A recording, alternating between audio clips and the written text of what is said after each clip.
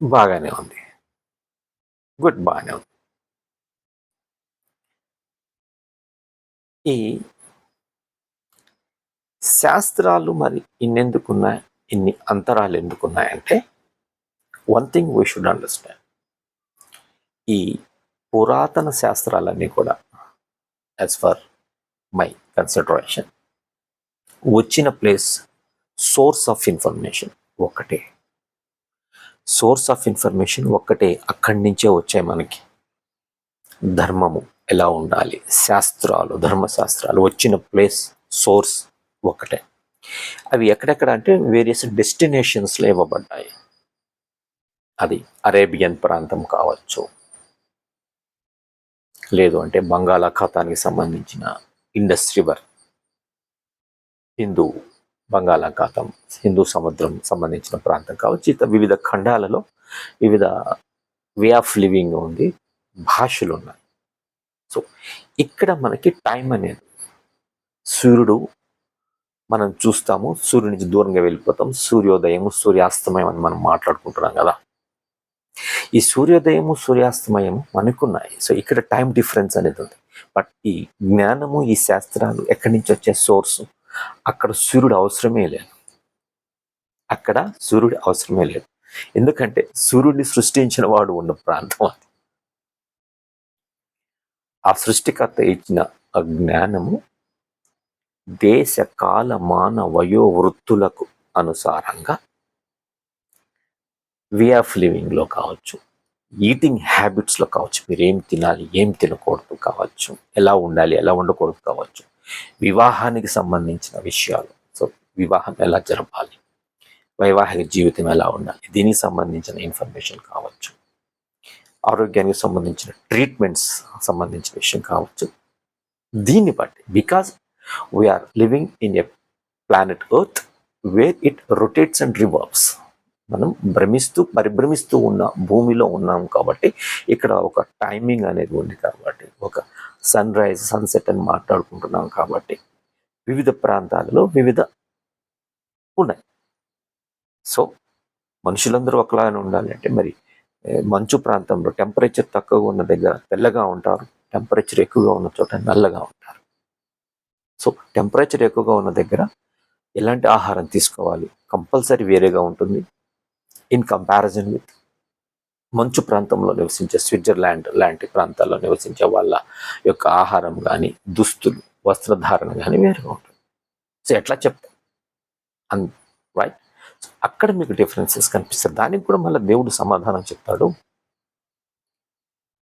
నీకు ఏదైతే ఇది సూట్ అవుతుంది అనుకున్నావో దాన్ని పట్టుకో, స్టిక్ అయి దాన్ని ఆచరించు. మరి తేడాలు ఎందుకున్నాయి, అంతరాలు ఎందుకున్నాయంటే, అది నా దగ్గరికి వచ్చాక, ఎక్కడి నుంచి అయితే మనం వచ్చామో, మళ్ళా ఇక్కడ నేను ఇంకొక సపరేట్ టాపిక్లోకి వెళ్ళటానికి నాకు ఇష్టం లేదు. శరీరము మాత్రమే ఇక్కడ తీసుకున్నాము, but the source of spirit అది వచ్చింది మాత్రం ఒక దగ్గర నుంచి. అక్కడ టైం అనేది లేదు. అది అతిథి దేవోభవ అంటామంటే, అతిథి దేవోభవ అంటే మన ఇంటికి వచ్చిన చుట్టాలు, బంధువులు కాదు. అతిథి. ఫస్ట్ నీ జన్మ ఎక్కడి నుంచి స్టార్ట్ అయిందంటే అతిథితో స్టార్ట్ అయింది. ఆ తిథి లేదు అంటే డేట్, టైము అవసరం లేదు. అక్కడి నుంచి వచ్చినోడు నీలో ఉన్నాడు, ఒక అపరిచితుడు నీలో ఉన్నాడు. ఆ అపరిచితుడే మొదటి అతిథి. తర్వాత నువ్వు సాధించాలనుకున్నది నువ్వు సాధించటం కోసం వెళ్ళే క్రమంలో నీకు కొంత తెలియని సహాయం అవసరం అవుతుంది. అది మిస్టీరియస్గా నీకు వచ్చి ఎవరో, అది మనిషి రూపంలోనో, జంతువు రూపంలోనో, ఒక ఐడి రూపంలోనో, ఏదో ఒక రూపంలో నీకు హెల్ప్ చేస్తుంది. అవన్నీ తర్వాత అతిథులు, second, third, fourth, fifth. The first guest, మొదటి అతిథి నీలో ఉన్నాడు, ఒక అపరిచితుడు. అతిథి దేవోభవ అంటే అతడు. సో అక్కడ క్యాలెండర్ లేదు. ఎవడైతే వచ్చి మనం నివసించున్నాడో అతనికి క్యాలెండర్ లేదు. By the way, I'm past life regression therapist also, Reiki healing, Reiki grand master also. కాబట్టి నాకు సైంటిఫిక్గానే నేను చూశాను కాబట్టి, చూడండి, నేను ఏది నమ్మను, గుడ్డిగా నమ్మే దాన్ని భక్తి నేను అన్నాను, దాన్ని మూర్ఖత్వం అంటాను, మొండితనం, మూర్ఖత్వం, అంధకారం అంటాను. దేవుడు అంధకారంగా ఉండమని ఎప్పుడు చెప్పలేదు. వెలుగులో ఉండమన్నాడు. దేవుడు వెలుగులో ఉండమని మనకి చెప్పాడు. వెలుగు వైపు తమసోమ జ్యోతిర్గమయ అంటాం మనం. తమస్సోమ అంధకారంలో నుంచి వెలుగులోకి తీసుకెళ్ళమని ప్రార్థిస్తాం కదా. సో ఆ వెలుగులో ఉండాలి అన్నప్పుడు రైట్, నాలెడ్జ్ ఈజ్ లైట్, జ్ఞానమే వెలుగు. So I am a logical guy. I am a very much logical and rational. To get logic, sometimes I have to be completely blindfolded. That is a different thing. But గుడ్డిగా అంధకారంగా మూఢ నమ్మకాలతో ఉంటే మాత్రం అది దేవుడి భక్తి కాదు, దేవుడికి ఇష్టం లేదు, అది పాపం కూడా. అది ఏ ధర్మశాస్త్రమైనా ఖచ్చితంగా అదే చెప్తుంది, చెప్పే ఉంటుంది. లేదంటే నాకు ఇవ్వండి ఆ పుస్తకం, ఏ పుస్తకం మీరు చెప్తున్నారు దీంట్లో లేదు కదా అని నేను దాంట్లో మీకు చూపిస్తాను. మీది ఇచ్చే పుస్తకంలో నుంచే మీ భాషలోనే మీకు నేను చూపిస్తాను. గుడ్డిగా అంధకారంగా నమ్మటాన్ని భక్తి అనము. Right, good, excellent. సో వేరే వేరే ప్రాంతాలను బట్టి వేరే అన్ని పక్కన పెట్టేద్దాం. రైట్, ఇక్కడ ఈ చిలుకూరు బాలాజీ టెంపుల్ ప్రధాన అర్చకులు రంగరాజన్ గారి దగ్గరికి ఈ రాఘవరెడ్డి అనే బ్యాచ్ చెప్పబడుతుంది. ఓకే, ఇదే సందర్భంలో మళ్ళీ చెప్పాలనుకుంటున్నాను, ఈ ఆస్ట్రాలజీ నుంచి వేరుగా పేరు మార్చుకుంటే మీరు కోటీశ్వరులు అయిపోతారు, నెంబర్ మార్చుకుంటే కోటీశ్వరులు అయిపోతారు, ఇలాంటి వింగ్స్ కూడా తయారైపోతారని నేను సూటిగా ప్రశ్నిస్తున్నాను. ఈ పిడిగుద్దులు గుద్దాడు, దాడి చేశాడు అని చెప్పబడుతున్న వీర రాఘవరెడ్డి, ఆయన పేరు రాఘవ, అతన్ని ఖండిస్తూ అతని ఇండ్లు అతను బాగు చేసుకుంటే చాలు అని అతన్ని నిందిస్తున్నటువంటి వ్యక్తి పేరు రాఘవ శర్మ. రాఘవ. సో రాఘవ అన్న పేరు మీకు అంటే మరి అందరు రాఘవాలు ఏదో రామరాజ్యం సైనికులు అవ్వాలనా, లేదంటే అందరూ అది అదర్ హ్యాండ్ ఉండాలి, రాజ్యాంగబద్ధంగానే ఉండాలి, ఏది చేసినా రాజ్యాంగబద్ధంగానే చేయాలి అనేటటువంటిది ఉండాలి. ఇది కాదు. గుణ కర్మ విభాగశః.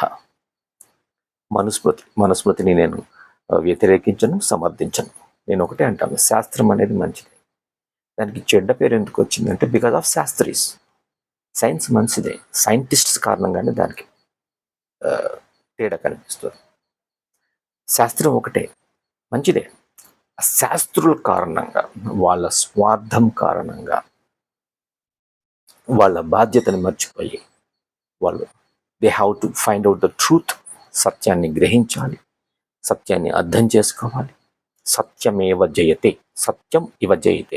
ఆ సత్యంని వాళ్ళు జీర్ణించుకుని వేరే డైజెషన్కి, however the man they have digested the truth, దీన్ని పాండిత్యాన్ని వాళ్ళకి పంచిపెట్టాలి. ఇదే కదా పండితుడు అంటే.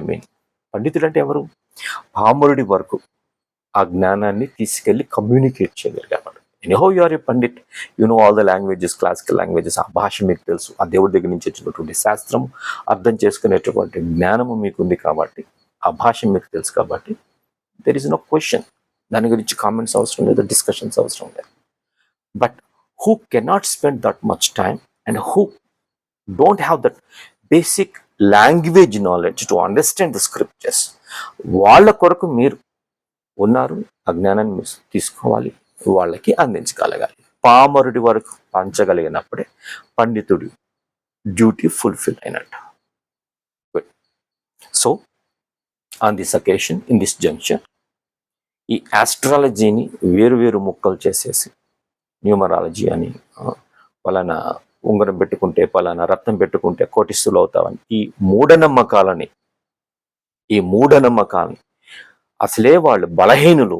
ఆ బలహీనులకి తత్వం అసి, నీకు కావాల్సిన స్కిల్స్ అని, నీకు కావాల్సిన పవర్ అంతా, నీకు కావాల్సిన ఎనర్జీ అంతా నీలోనే ఉంది. తత్వం అసి, ఆ అతిథి నీలో ఉన్నాడు, ఆ అపరిచితుడు నీలో ఉన్నాడు. దానికి 2 చేతులు కాళ్ళు ఇస్తేనే నువ్వు తయారయ్యావు. నువ్వు సక్సెస్ సాధించడానికి, విజయం సాధించడానికి కావాల్సిన అంత సమస్తము నీలోనే ఉంది. అహం బ్రహ్మ ఆస్మి అను అని అతనితో ప్రేరణ కలిగించి, అతనిలో ఉన్నటువంటి కుండలిని శక్తి జాగృతి చేయించి, అతని ద్వారా అతని ముక్తికి, అతని ద్వారా అతని సక్సెస్ సాధించడానికి చేయగలగటమే గొప్ప. కానీ